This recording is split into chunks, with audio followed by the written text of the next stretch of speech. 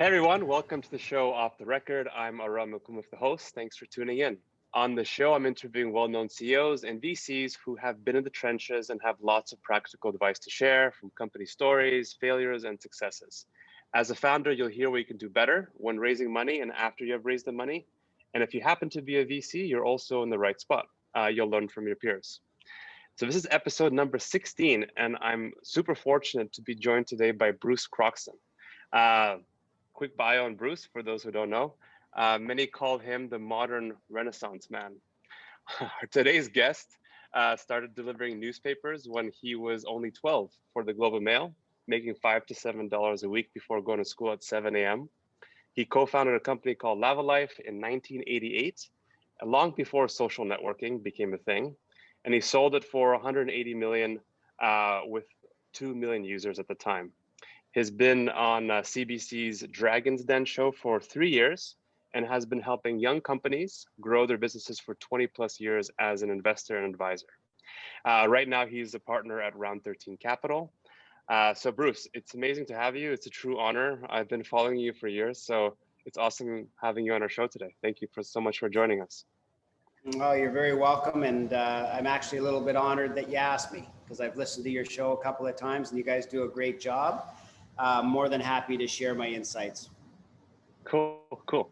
So the first thing I want to talk about with you is a story about one of your last pitches that you participated in when you were on Dragon's Den in year 3. It was a story about a woman from Rosedale, from Toronto. So I'll kind of stop there, and I'd love to get you to tell us a little bit more about that story and why, what it meant to you. Well, that's an interesting one to lead with, because you're right. It was my third and last year. The den is characterized by 300 or so pitches a season, 20 days in a row. So as much as you love to hear entrepreneurial stories, and I very much do, by the end of 3 years, I'd heard a lot of them. And there was, a bit of a theme that was emerging with the Dragon's Den pitches, in that, you do have 40 minutes to make your pitch. It gets edited down to sort of the 7 minutes that you see on TV. And like any business pitch or idea, it's a lot easier to get an idea going that actually solves a real problem. And, my experience was that many of the pitches on the Den, tried to convince us in the first 30 or so minutes that they were solving a real problem that we didn't even know the world had. And if they got us there, they would spend the last 10 minutes talking about terms and whether we would make a deal. So long story short, the last pitch was, this pitch from a lady in Rosedale, and Rosedale is the area where people go when they've made too much money in Toronto and they want to sort of isolate themselves from the rest of the population. Kevin O'Leary lives in Rosedale, if you guys know Kevin. And she came out with a dog carriage that was designed to take your dog to the park when your dog got too old to get themselves there. And it was a beautiful dog carriage, because it's Rosedale after all. But I remember, sort of leaning forward and talking to Jim Treliving. And this didn't make the edit, but Jim comes from a town of, a couple hundred people. I'm exaggerating, but southern Manitoba. And I said, Jim, you know what this dog carriage is for? I'd be curious what happens to dogs in Vernon, Manitoba, when they got too old to walk themselves to the park. And it wasn't a Rosedale dog carriage. It was more like a 10-cent solution. They'd be done, they would put them out of their misery. So to me, it was just an example of, a solution looking for a problem. And my message to entrepreneurs is, listen, if you're thinking of an idea or a startup idea, or you're trying to solve something, start with solving a real problem, because at the end of the day, if you do that, the marketing dollars that you're going to have to spend, which you will have to spend, except in very rare instances, it gets a lot easier and a lot less expensive, because people don't have to try and figure out what problem you're trying to solve, or you know, they can really get it gets a lot easier to market the solution. So that's a very long-winded way of saying that, but she was a great illustration, in my view, of of ideas we don't need. You know, we don't need a Rosedale four-wheel drive dog carriage to take our dogs to the park for a whole pile of reasons. Right. Perfect. Yeah, that was what I was trying to get. I think a lot of entrepreneurs go and build companies with a solution with no problem really behind it. So thanks for elaborating on that. No problem. Next thing I want to ask is, you mentioned this before in one of your talks, and you said that if you're solving a big problem, you'll need to spend a lot less money to get people interested in this problem. What can early stage founders kind of take away from that? Well, I think just that, you know, when you're sitting around brainstorming, I'd keep in mind a couple of things. You know, one is, you know, even before, you know, you get to the problem definition stage, you know, my advice would be pick a subject matter that naturally appeals to you, you know, that you're genuinely interested in. Because, you know, my other message about early stage company building is it's going to be really difficult. You're making the decision to start on a very challenging and difficult path. So at least if you're interested in the subject matter, you know, when you're busting your ass on a Sunday because you're going to have to, it might seem a bit less like work if you have a genuine interest in the topic.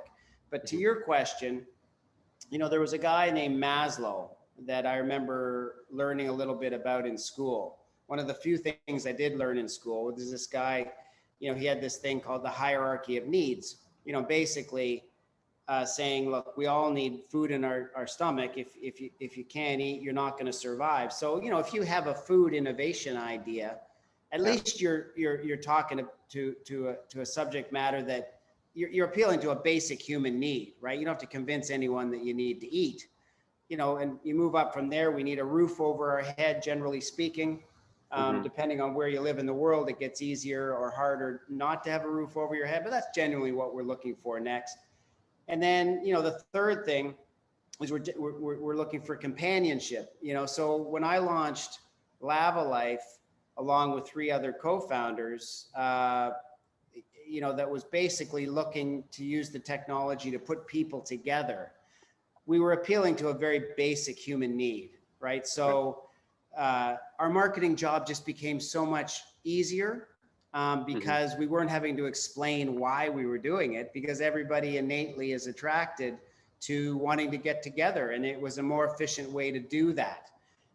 So it was a natural. And I think that really helped us when it came time to spend marketing dollars. We didn't have to spend any money explaining, you know, what it is we were trying to do. It was just, hey, show up here.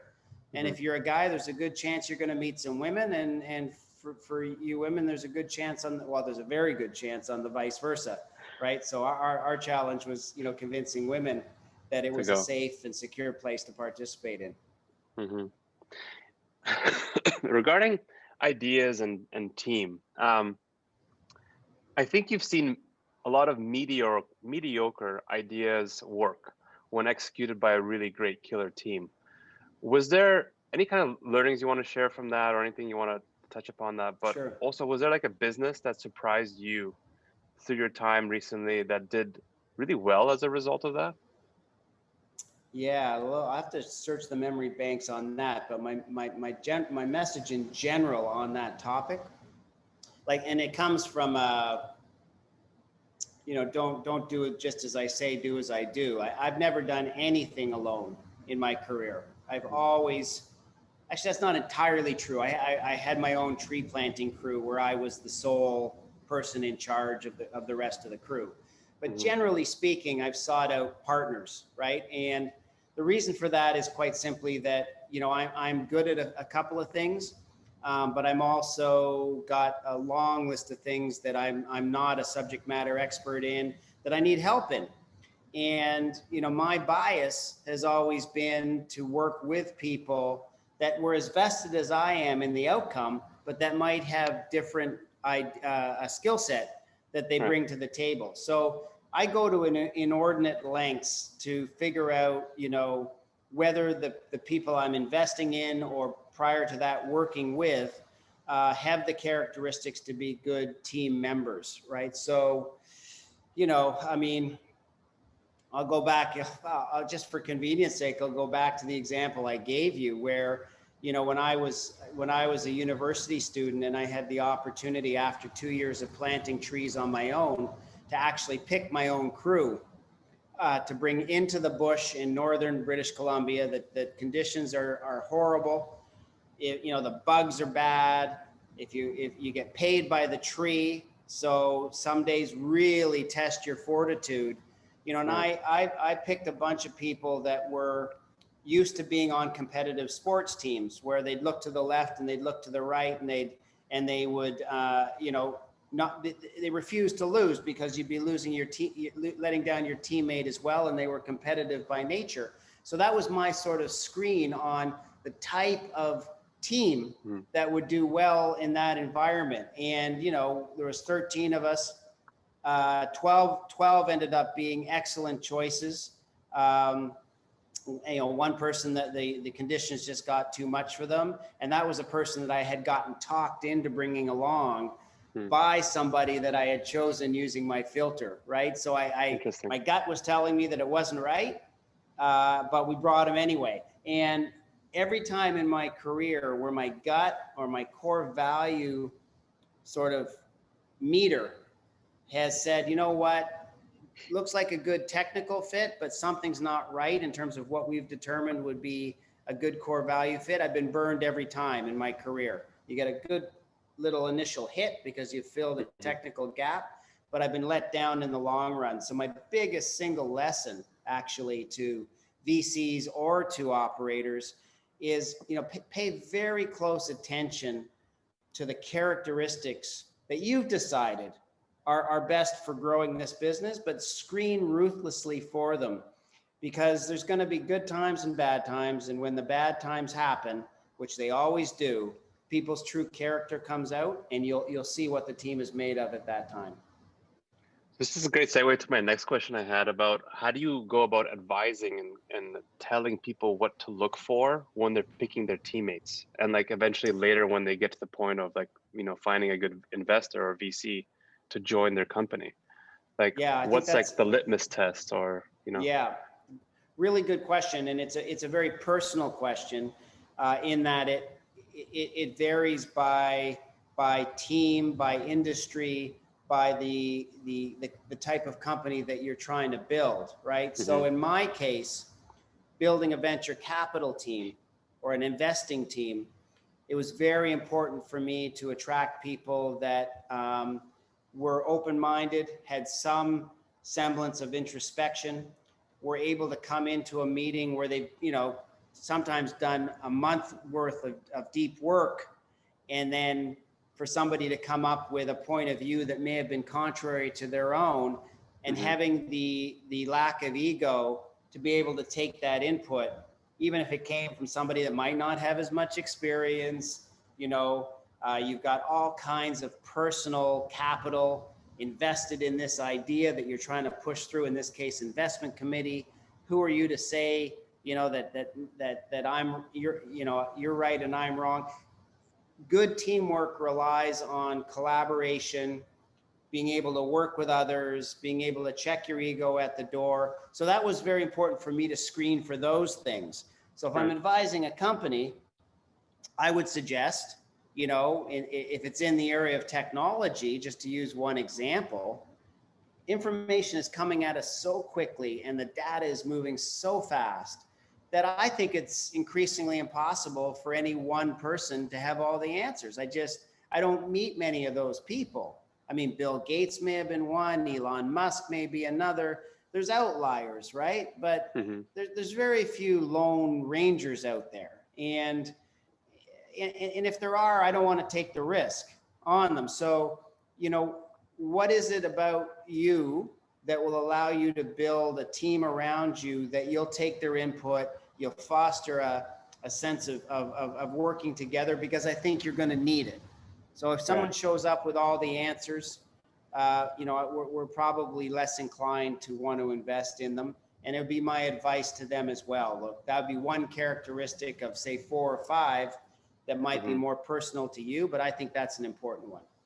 Super. Oh, that's awesome. So screen heavily for it, right? Right, Find a way to get at it in your interview process. You know, what kind of team member this person really is going to be would be my advice.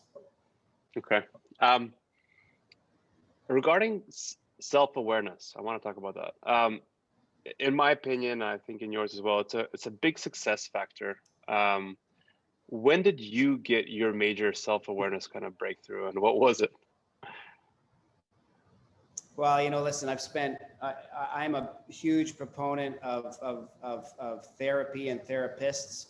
I just actually got finished a call before this podcast with a young person that was really struggling with COVID and some of the challenges of our industry, of the demands of it.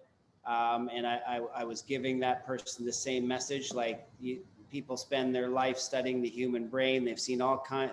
You're not a unique case. You might think you're unique, but you're not. Trust me, whatever it is that you're dealing with. For me, my initial breakthrough was I was in my early 20s, and I had decided to spend the next sort of 18 months traveling the globe. I'd just come off a tree planting stint. Tree planting was a very lucrative way to make money for a young person in a short period of time. The currency I made traveled very well in Southeast Asia. I could live for very inexpensively. And the people that I met on the road that were bright enough, driven enough, curious enough to be doing any one of a number of things with their lives, but were actively choosing to explore the world, right? And then go back and make enough money to come back and do it again. And that is how a lot of them had decided to live at least their 20s, right? Where back in, you know, where I came from, people were like, gotta get going on the career. Gotta be here when I'm 22, gotta be here when I'm 25. And I just said, you know what, there's so many different ways to lead your life. And there's so many different ways to get an education. And it's not all about, you know, this has got to be the way it needs to be done. So that's when I became, you know, fully aware of questioning some of the things that I'd been socialized to believe. And I think I've sort of carried that, you know, combined with, I think, a natural curiosity that I have of difference and the way different people have chosen to do it. Then I think that served me well. That's really interesting. And thanks for sharing that story. Yeah, no problem. I had no idea. Sorry. A lot of founders are in many ways committed to product-led growth. But you know, we both know, I think, with technology these days that product can be easily copied, especially technology can be copied. Would you say, like, where's like the new frontier, or, you know, do you think that sales and marketing is the new barrier to entry, you know, going forward? Yes, I do. You know, and I've watched it evolve over 20 plus years. You know, when I started out in tech and built Lavalife and, you know, all the social networking computing that went with that, combining voice and telephony and online when it became popular in the mid 90s, you know, keeping credit card encryption and putting lots of people onto the bandwidth to interact in a real-time environment. The technology was big and it was expensive, and it acted as a barrier to entry because people didn't really understand what it was that we were doing. If you gave me, you know, 5 smart programmers, a UI expert, and one, you know, 50th the amount of capital, I could duplicate what we did then today, and it would work better. So yes, product is important. Don't get me wrong. It's critical in terms of converting users, and the flow it remains very important. It's just doesn't take as long and it's not as expensive as it used to be. So yes, in my mind, We are in a time where speed is important, and how quickly you can get product market fit and then build on it in an economical way, usually involving capital ahead of profit in order to capture your section of the growth market. I think that is, yes, indeed. As you said, I think that is this century's version of the barrier to entry. And just like on that point, where do you think like real differentiation is going to come from for like new or emerging companies, other than products and things like that? Is it like positioning? Is it like getting access to the right kind of users, speed? Yeah, I mean, listen, the benefit of the time we're in, which is characterized by cloud computing, and the costs coming out of the system, the real benefit and implication to product marketers is that if you do your job right, and you do get, to use an example, an enterprise using your solution, just to use a business to business example, as long as you maintain the system and listen to your customer and stay on a mutually acceptable product roadmap, the cost you're charging them versus having done it on their own a decade ago is a fraction, right? So there really isn't a lot of reasons that a customer should churn, unless they go out of business or they merge with somebody that has a different solution. Then you don't need two. But that doesn't happen every day, right? So the new and you can innovate a lot from within in that environment, because you've got as your relatively large number of customers versus a decade ago that are spending a little bit of money but aren't leaving you. It's a beautiful test bed for what works and what doesn't. It's the old A/B testing has survived. Like, I mean, what about this product? And the information and the feedback comes back to you very quickly as to whether or not that's a good idea or not. So, I'm not sure I answered your question directly, but I mean, the environment for innovation and pushing products ahead, it's never been more conducive to doing so. Okay, cool. The next one or two questions I have are going to be around funding and fundraising. So let's have a hypothetical example. An early stage founder has done a successful raise. Money is in the bank now, and like they need to kind of figure out what they do with it. So they have milestones that they need to hit.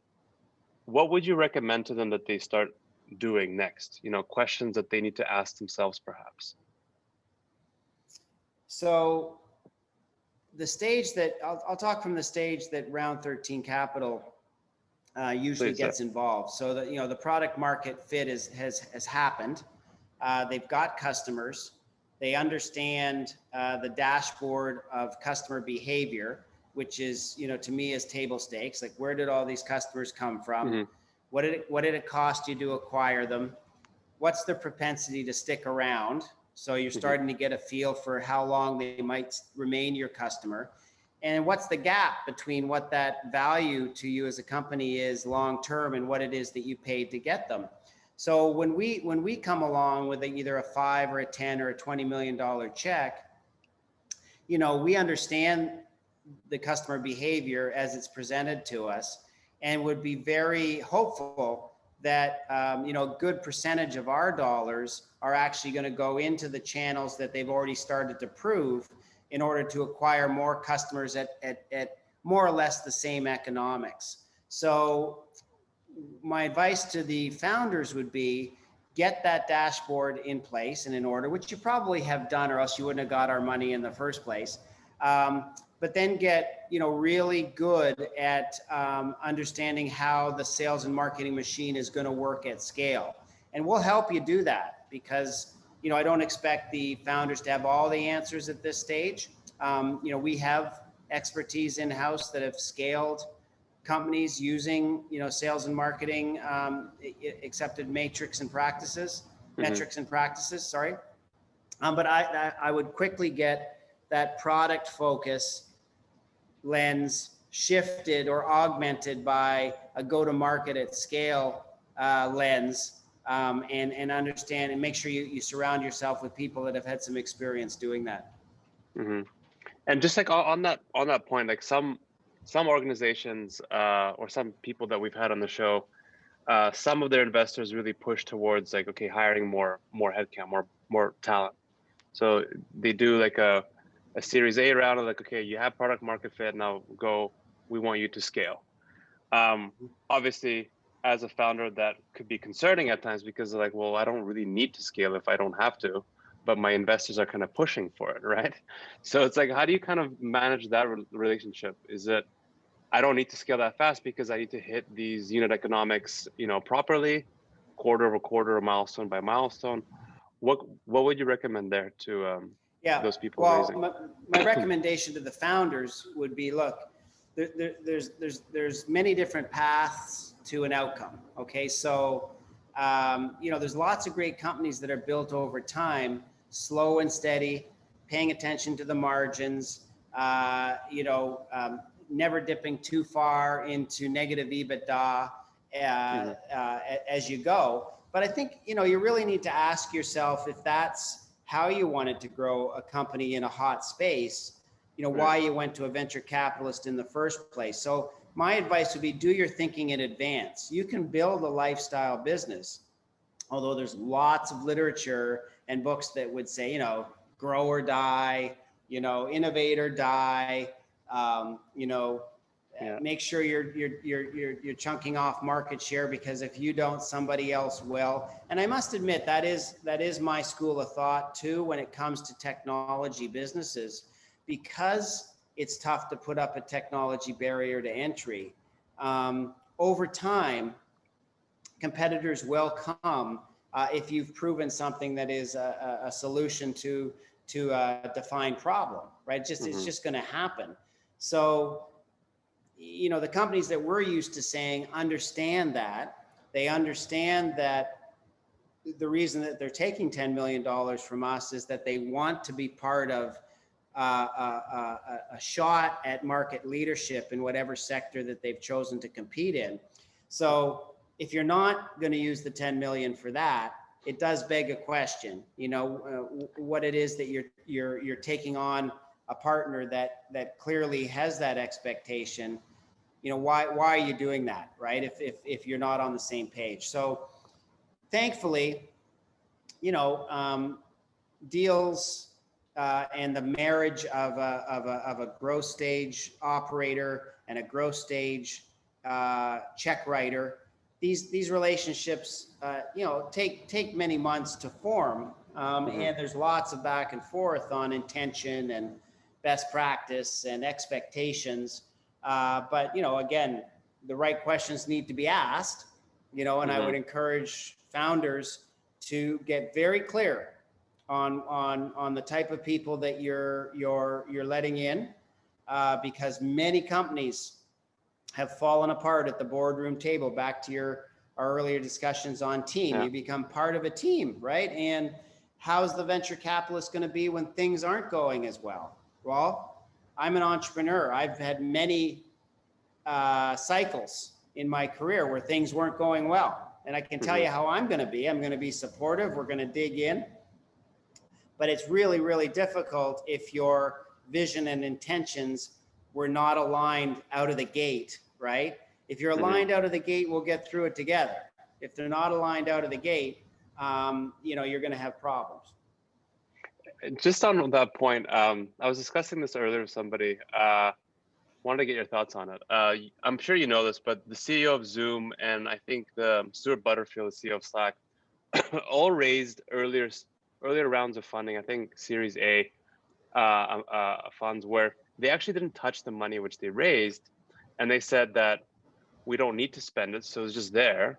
But they wanted to make sure that what they had works until they finally got to the next round of funding. So where it was like an insurance policy for them. Kind of, right? Yeah, they didn't touch the money because they weren't yet 100% confident yet about spending it, and so they played the risky bet because they wanted to see that they could get the revenues first, right? Like, I wanted to get your thoughts on that. It's like, what's the point in raising money in a way, right? Well, I mean, listen, if you have a very strong offering like Slack did, I could speak a little less knowledgeably to Zoom when they actually raised it, if they had hit pandemic yet, where they were actually, scaling at a rapid pace. Listen, there are some companies that are just, have hit the product market fit so well and so squarely that you can't help but believe that they're going to make it. If it's not going to be a multi-unicorn, it's certainly going to be something where you're not going to lose your money. And obviously the competition to put money into those companies can be quite fierce. Right. And the founder, if they're in that enviable position, can have the luxury of saying, you know what, listen, I'm going to raise some money. I'd like to take some off the table. I don't know if there was any secondary involved in offhand in Slack or Zoom's Series A raise, where they could, I know there was, for example, to use another Vancouver-based example, was Hootsuite. Thank you very much. Right? That, that and the founder there took a big whack of secondary off the table.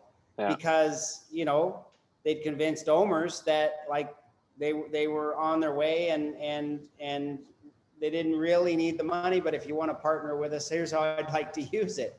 And so those deals happen, right? I mean, they're not typical round 13 deals because you end up paying, I think, a hefty price as an investor to have the privilege of participating in such a magnificent story, but it doesn't come without risk, right? Yeah, no, for sure. No, thanks.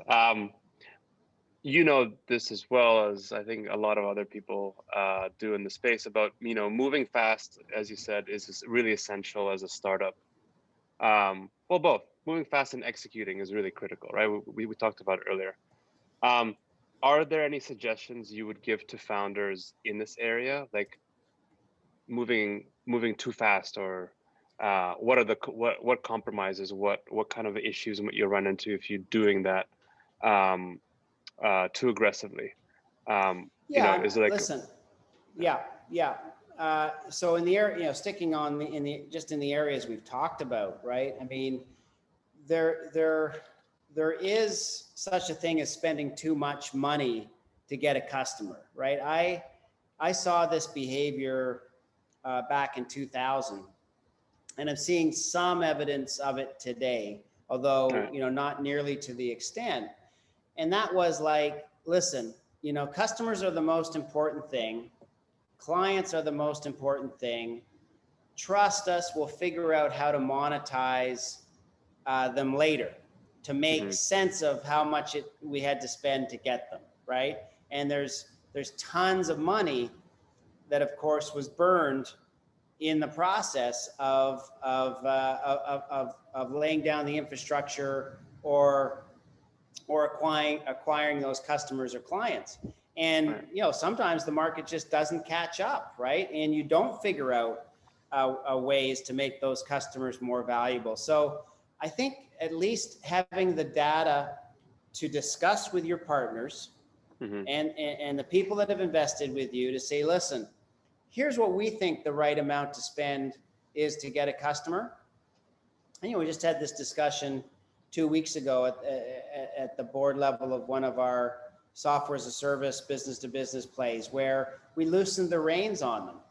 They've been in our mind too conservative. The industry had been hit a bit by the pandemic, but there's signs of it coming out. And that's about risk management. Like, listen, instead of spending X on a customer, let's double it up, because there is some evidence now that payments in this case and one or two other channels, we're starting to show some evidence that they may be able to deliver revenue down the road, right? So that is a calculated gamble to spending more. But it came after a discussion, the data was looked at, and we made the decision as partners. many times, back to your original question, you can blow your brains out on customer acquisition that either churned out the bottom or delivered half the ACV, annual contract value, that you envisioned when you first started sort of launch the idea. So you just got to keep an eye on it. Okay. Okay. Couple more questions, Bruce. I want to ask a question about work-life balance. I know it's important for you. So, as founders, we all think about business 24/7. In our sleep, we probably dream about it. That's not really work-life balance in a way. But what's your philosophy on that in general that you could share? Yeah, it's a very tricky subject. Okay, so I will preface my comments to those that are listening to say that there's no right answer, and that includes my own. Okay, so I'm not holding myself up as this is the way that it needs to be done. But in my experience, and it goes partly back to my comment about choosing what you love, because to me, on an early stage, fast moving technology business, let's talk about that because that's the area that I know. It is very difficult to not be working and thinking about your business and product 7/24 for the period of time that you're growing, scaling, and hopefully exiting.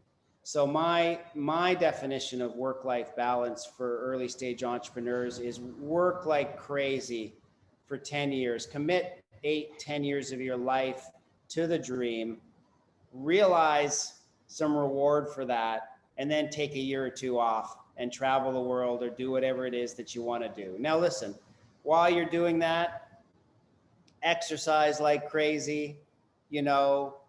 I don't know how you raise a family while you do it because I didn't have to do it. I got out of the gate late on the kids thing. It was past my intense startup time.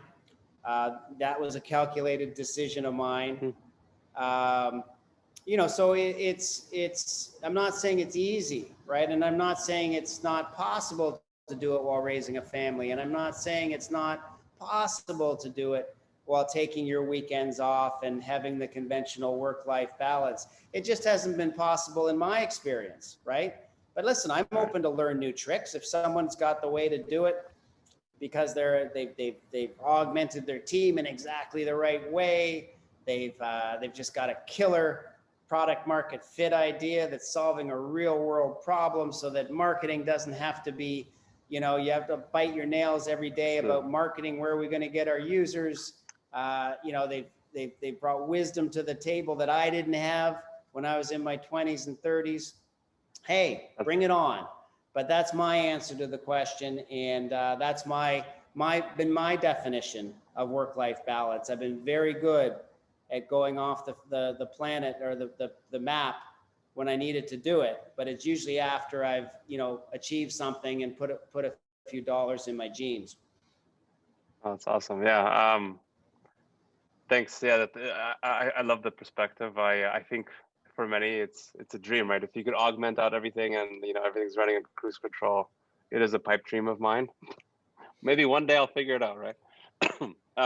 Keep grinding. I mean, as a buddy of mine is fond of saying, if you hang around the hoop long enough, you'll catch a ball, right? So the first thing is making the decision to hang around the hoop. Like we're choosing this lifestyle for a reason. Hopefully you enjoy it, right? Because it gets very difficult if you don't enjoy it. And hey, I'd be amiss if I didn't point out that, it's not for everybody. And there's absolutely nothing wrong with working Monday to Friday, punching the clock, taking a gig economy job because you're more into surfing, right? Or you're more into this or that or whatever it happens to be. To each their own, right? It's just that, in my experience, if you're trying to build a company, scale it, grow it in a very hyper-competitive, no barrier to entry environment, it's just very difficult to do without giving it your all. Yeah, I couldn't agree more. I think passion and focus is commitment. It's the key things to making a business survive. Yeah, thanks. Last question for you, Bruce. I always like asking this question because it keeps people on the edge. So what is one thing about running a business that your friends, founders, partners disagree with you on specifically? Yeah. So, I think my biggest weakness as a CEO and then as a investor was that I'm an optimist. I'm a huge optimist, which I think on balance has served me well in my life. Okay. I have deliberately augmented my team with more black hat people, like people that are not as optimistic as I am, that tend to look at the downside more than I do, that tend to remind me that not everybody can execute on an idea. It takes these characteristics. So Bruce, just because you think you could do it doesn't mean anybody can do it. I need to be reminded of that. So, I think the thing that we clash heads on the most is like, should this person still get our support after what we've been through? Should this team member still be part of the team after we've been through? And I think my leash sometimes is longer than is prudent. And I recognize that. And I think, some of the guys on the team have been, have gotten pretty good at, pointing it out to me in no uncertain terms when we get down to it. Yeah. I got actually one more that just I thought of. What advice, I mean, you have a lot of experience now with everything you've done through. What advice would you give to a 30-year-old self? Surround yourself with people with experience. You don't know what you don't know. My partner in round 13, John Eckert, started the first software fund in the country 30 years ago or so. Okay. And he invested in one of my companies. We sat around a boardroom table for 6 years. He's been through 2 cycles, and we actively believe at round 13 that the right advice into a 30-year-old founder at the right time can actually make a big amount of difference. So we've structured ourselves to be able to do that. Now the trick is making sure we pick people that are open to that perspective, right? So my advice would be stay open-minded. Even if things are going fantastically well, they're going to change. Not everything. There's no such thing as up to the right all the time. So surround yourself with people that can bring something to the table and stay open to that. Cool. Awesome. That's great. So thank you, Bruce, so much for joining us on Off the Record. Thank you to everybody who's going to be listening. Sorry. This was another Off the Record episode. So just a reminder, it's a new podcast with the goal to build a community of founders and VCs around it so they can help make their businesses better. So thanks again. And I'll see you next time. Thanks again, Bruce, for your time. It was a pleasure. Thanks for having me, guys. It was a pleasure. Thank you.